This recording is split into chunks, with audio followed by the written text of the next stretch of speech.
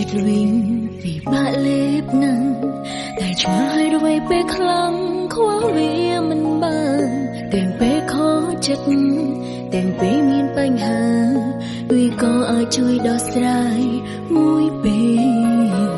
ដឹងថាស្រាមិនល្អសម្រាប់ខ្លួនទេតែពេលឯកាម្នាក់ឯងតើអ្នកណាកុំដោក្នុងចំណោមមិនភាំងវាក៏ជាមិនដល់ល្អតែជួយកុំដោខ្ញុំគ្រប់ពេលស្រាមិនមែនស៊ូលេបទេផឹងដងដឹងហើយពីបាងក្នុងខ្លួនខ្លាំង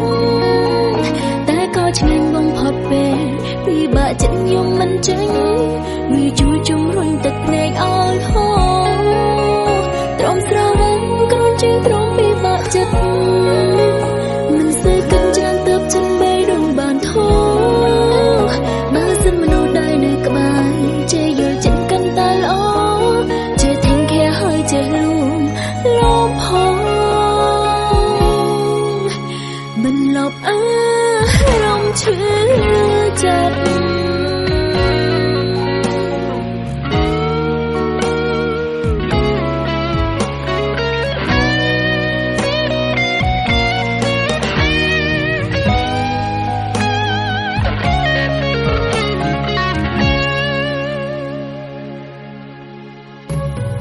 ដឹងថាស្រាមិនល្អសម្រាប់ខ្លួនទេតែពេលឯកាម្នាក់ឯងតើអ្នកណាកុំដោ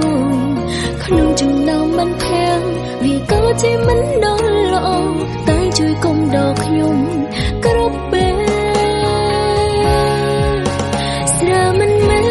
នស៊ូលេបទេផឹងដងដឹងហើយពីបាក់ក្នុងខ្លួនខ្លាំងតែក៏ឆ្ងាញ់បំផុតពេលពីបាក់ចិត្តយំមិនចេញវាជួយជំរុញទឹកភ្នែកឲ្យហូរទ្រាំស្រវឹងគ្រូនជាងទ្រាំពីបាក់ចិត្តមិនស្ទើរកិនច្រើនទៅចិនមេដងបានធូរ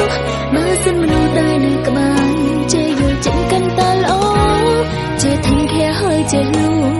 លំផងស្រាមិនមែនស៊ូលេបទេផឹងដងដឹងហើយពីបាងក្នុងខ្លួនខ្លាំងតែក៏ឆ្ងាញ់បំផុតពេលពីបាក់ចិត្តយំមិនចេញវាជួយជំ